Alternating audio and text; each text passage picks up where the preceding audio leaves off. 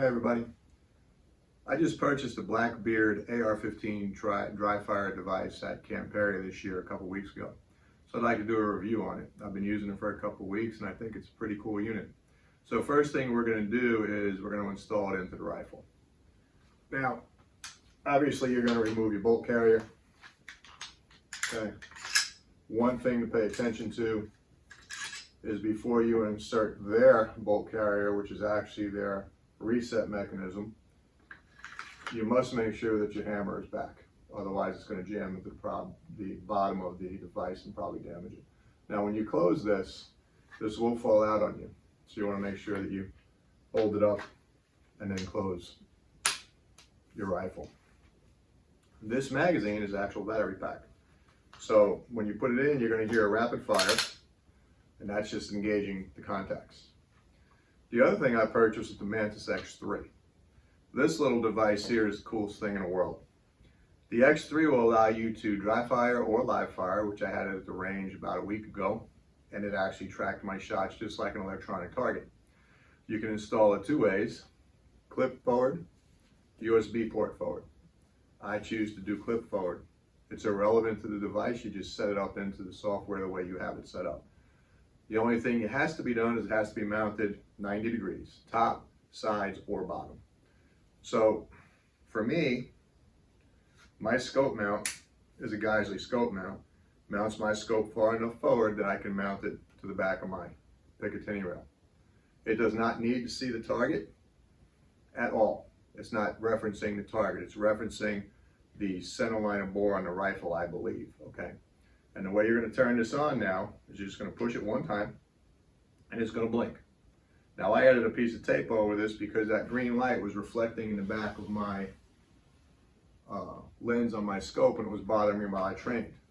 So you need to set your rifle flat on the deck somewhere. This particular case is my table. And you're going to come in here, and I have this on my iPad obviously, to Mantis, and you're going to hit connect. Now it's going to connect. That screen is going to come up. You can choose your training options on that. In this particular case, I'm going to choose benchmark Mantis X for rapid fire, and I'm just going to do a few shots on my hip, and you'll see how it's recording the shots. You're going to see some red line indicators, and I'll go over what that means. So I'm going to select Mantis X benchmark, and I'm going to hit start. Okay, I'm going to go to this screen here, which is basically just a big target. In the center of that is going to be a value. It's going to read out like a number, 99, 86, whatever it may be. And then if I pull the trigger, bad support arm, you're going to see red lines pop up. So let's see if we can make that happen. Okay. So now it's already connected. So now we're just going to shoot. We'll see what it looks like. Okay, so you see that it gave me a value of 14. Obviously I was just pointing into space. Now the red marks are telling you a couple different things.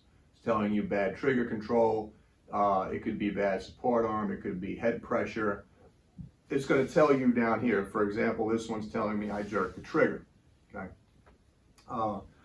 From that aspect alone, it's a phenomenal tool for me because I didn't realize I was doing these things. Now it's bringing it to light because it's real feedback, real information that honestly an electronic target doesn't really give you, but this one does. So from that aspect, it's just phenomenal. What I'm going to do here is I'm going to go to the very last screen and blow it up a little bit. And I'm going to hit the start key and you can actually see the trace. It's blue is for wobble, yellow is for trigger pressure, and X is impact, and red would be recoil. So if I hit that, you can see it follow the trace. What I have following this segment of the video is roughly a 45-second video clip of me in prone where you're able to see this iPad and the shots be recorded. And then we'll talk about what I did in that position and the feedback that it had given me. 98, 99,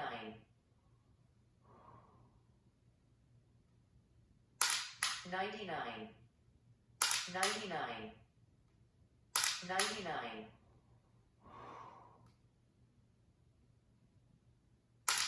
99, 99, 98,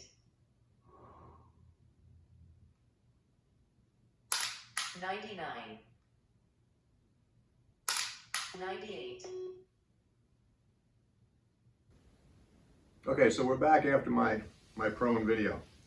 So what I'm going to do here is I'm going to go into history, and I'm going to scroll up here and pick a segment that I did.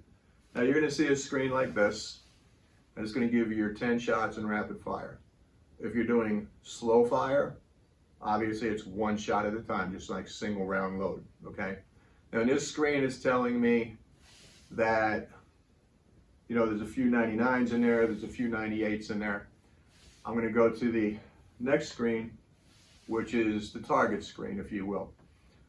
It's giving me a 99.2, but if you notice on this particular screenshot that there is no red around the black. So that's telling me that, you know, I had my arm where it had to be, it was just dead, it was just laying there, head pressure was good, trigger control was pretty good because there's no red marks, it's not telling me I jerked the trigger at all. So that piece of information to me is invaluable. I didn't realize I was doing so many things wrong until I started using this just in the last 2 weeks. So I think from that aspect alone, it's worth every penny that I paid for it. And the last screen that I have here is, again, I'm going to blow this up and get you the best image I can of the wobble and trace. Now keep in mind, this is in prone. I never knew I had that much wobble in prone, quite honestly, and that's the blue mark. Yellow, again, is trigger pressure. X is impact, and red is recoil. So if I push the start here, you're going to follow the trace. This is the first thing I've ever used in my home that gives me that type of information. I never spent the money on the more expensive devices simply because of cost. This is so simple to use that you can just set it up with your iPhone if you have it, your iPad. I did bring this to the range and shot live fire with it, and it was pretty interesting because at 300 yards, although my range has electronic targets, I don't use them, I can't use them during practice. So this was reasonably comparable to an electronic target. It gave me impacts. Now this target screen they have where the impacts are doesn't match up to my SR targets because I only shoot high power. But what it's doing is it's giving you a relative position to where you're pointing the rifle. And I'm concluding that if you're shooting a 98, 99 and prone, you're really making great shots and you're going to be somewhere pretty close to the 10 or X ring. Now the one thing it doesn't care about is where you point the rifle, okay? So let's just say, for example, you might be at Talladega, you line up on your target, you get your MPA, and you pull a trigger and it's an X and nothing happens on your monitor. And someone over says, I didn't break that X, but you did. So not that I've ever done that before. It doesn't care where you're pointing your rifle. It only cares that you have a good NPA, good trigger control, and it's going to relate that information to where you're pointing your rifle. So it's up to us, of course, to make sure we have our NPA and we're on the right target before we pull the trigger. Not that I've ever done that before. But that being said, to me, this tool is invaluable to my shooting performance. I did go to the range, like I said, and shot live fire with it. It helped me out in slow prone, rapid prone, because like I said, 300 yards can't see the holes for me. But this gave me an indication where it was going. Now, everything I've said here is my own opinion about this device. I wish I had it 6 months ago, but I wanted to see it firsthand, and that's where I saw it at Camp Perry, and I picked it up. Mantis is not supporting me in any kind of way. I paid for this device. The actual dry fire device itself was $200, and the Mantis X3 is $169. So for $379, you get a device that you can train with, give you instant feedback on mechanics, is very, very important if you're doing something wrong that you weren't aware of. I shoot in my backyard. I train in my backyard, and my target's at 75 feet. the 10 ring on that target happens to mimic the exact size as an SR target. So it's a very good training tool for me. It's letting me know, instant feedback, not just making a call, did I really go there, didn't I really go there? And it's pretty close to where I'm making my calls. I'll see what'll happen when I hit Talladega on the 28th. We'll see if it's actually helped me out in my performance. And you know, maybe I'll do another video at that time. So I hope everyone found this video useful. I look forward to any questions that you may have or any comments about it, things that I've missed that I don't know about. I know this device is also set up for pistol, which I don't shoot at this particular moment. So you can also shoot pistol with it, which I think is going to be a great tool for me because, like I said, you can't get ammo now. Can't get components to reload hardly. So it'll give you a viable means to train. And so I hope to see everybody in the range. I hope everyone has a wonderful day.